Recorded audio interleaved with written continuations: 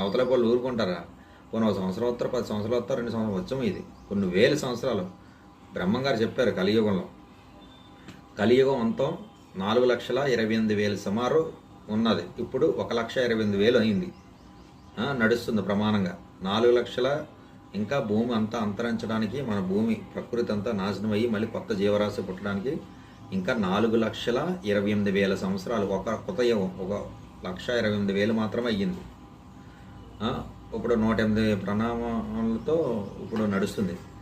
ప్రణాళికలతో నడుస్తుంది. 108 సంవత్సరాల ప్రణాళికలతో 1,80,000 అని చెప్పాను కదా, అయ్యింది. బ్రహ్మంగారు చెప్పిన కాలజ్ఞానం కన్నా మనం గొప్పదంటే గొప్పనమే రాజకీయ నాయకులందరూ కూడా కాదు కదా. ఏదో మనకు ఉన్నంత వరకు ఆ జనరేషన్లో అనుభవించడం, ఎక్స్పీరియన్స్ వస్తుంది, మాట్లాడేసుకుంటున్నాం, అయిపోయింది. అంతవరకు ఓకే. నెక్స్ట్ టార్గెట్ ఏంటి అనేది మనం చూసుకోవాలి కదా. అందుకే చెప్తున్నాను, నాయకుడిని, సరైన నాయకుడిని ఎంచుకుని ఓటేశారు కదా,